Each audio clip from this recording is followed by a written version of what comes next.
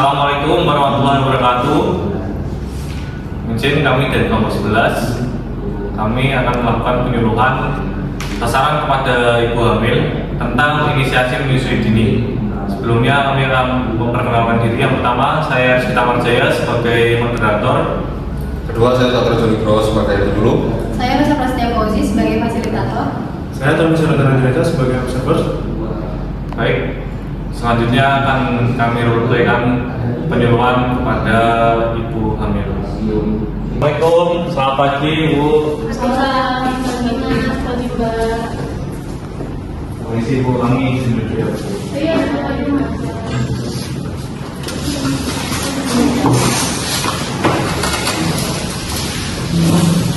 pagi Bu. Sebelumnya perkenalkan dulu ya. Kami dari mahasiswa Bidang Surya. Di sini kami kebetulan melakukan penyuluhan tentang inisiasi menyusui dini. Sebelumnya perkenalkan dulu, saya Rizky Tamarjaya, rekan saya Satrio Jonigro. Dan saya Jasa. Saya Nusa Prastia Fauzi. Nah, sebelumnya kami boleh mengetahui namanya Ibu dulu. Yang pertama Bu, ini siapa? Teman saya Ibu Ratna. Dengan saya Ibu Sarimin. Ya, Bu Ratna dan Bu Sarimin ya. Baik Bu, kira-kira nanti penyuluhan waktunya 15 sampai 20 menit. Apakah Ibu bersedia? Bersedia ya Bu. Nanti penyuluhan akan disampaikan rekan kami Mas Satrio. Baik, assalamualaikum warahmatullahi wabarakatuh. Sebelum saya masuk ke materi inisiasi menyusui dini, saya mau tanya nih sama Bu Ratna sama Bu ini mengenai cara ataupun langkah-langkah untuk menyusui kepada anak. Apakah Ibu berdua sudah tahu? Belum, karena kita anak pertama nih. Oh, yang pertama itu sudah. Oke. Jadi belum ada pengalamannya. Iya, maka dari itu saya akan menjelaskan di sini tentang cara ataupun langkah-langkah inisiasi menyusui dini. Seperti yang pertama, tentu dijelaskan di sini adalah ASI. ASI adalah sumber asupan nutrisi bagi bayi baru lahir. Jadi ASI adalah satu-satunya asupan yang baik untuk bayi baru lahir. Nah, kapan sih periode pemberian ASI itu? Periode pemberian ASI itu bersifat eksklusif. Sebab pemberian ASI berlaku pada bayi berusia 0 bulan sampai 6 bulan. Dalam fase ini harus diperhatikan dengan benar mengenai pemberian dan kualitas ASI supaya tidak mengganggu tahap perkembangan si kecil selama 6 bulan pertama semenjak hari pertama lahir atau akhirnya. Nah, mengingat periode tersebut merupakan masa periode emas perkembangan anak sampai menginjak usia 2 tahun. Nah, selanjutnya untuk tata cara pemberian ASI yang benar Ibu. Nah, yang pertama bagi Ibu posisikan diri dengan relax. Jadi duduk jangan terlalu tegang, jangan terlalu kaku. Nah, yang kedua adalah setelah posisi Ibu terasa nyaman menggendong dan pegang kepala bayi dengan satu tangan, memperhatikan posisi payudara Ibu dengan tangan yang lainnya. Jadi posisinya seperti di peluk. Nah, yang ketiga kemudian dekatkan wajah bayi ke arah payudara Ibu dengan cara menyusui yang benar bisa terlihat saat tubuh bayi menempel sepenuhnya dengan tubuh Ibu. Jadi tubuh bayi itu jangan terlalu diberi space ataupun diberi jarak. Jadi harus benar-benar ditempelkan dengan tubuh Ibu. Nah, yang keempat, beri rangsangan pada daerah bibir bahwa bayi dengan menggunakan putih Ibu. Tujuannya agar mulut bayi terbuka lebar. Yang terakhir adalah biarkan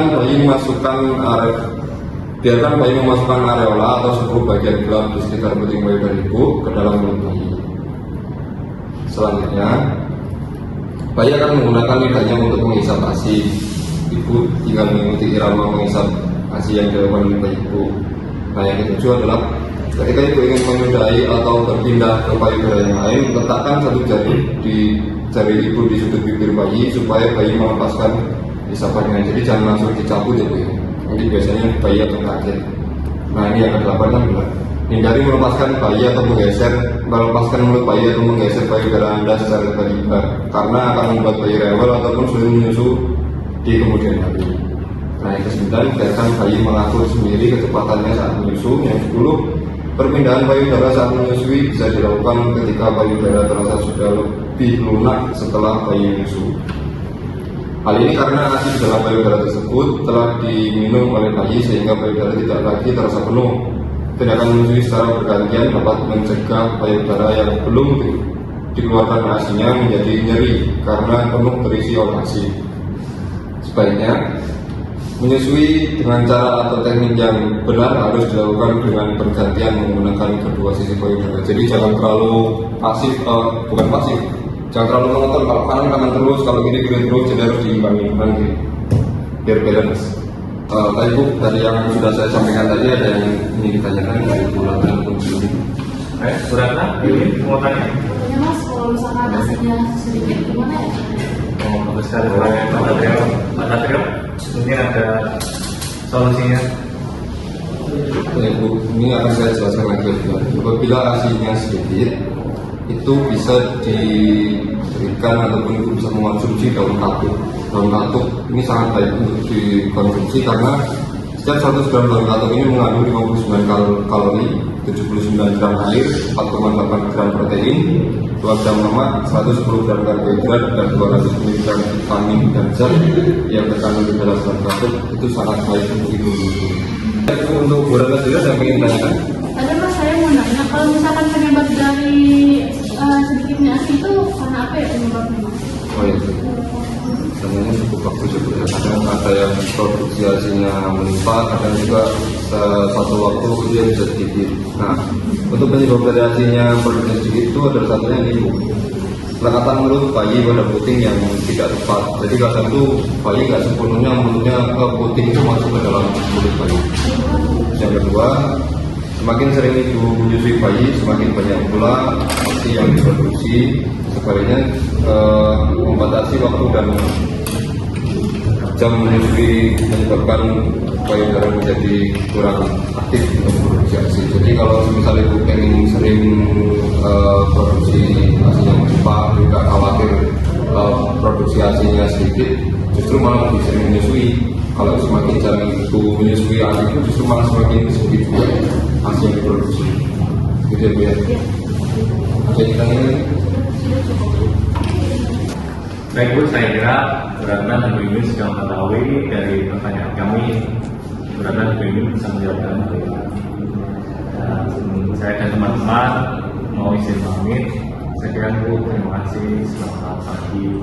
Dan ibunya bisa dibaca lagi apa ya? Makasih Mbak. Misi Bu.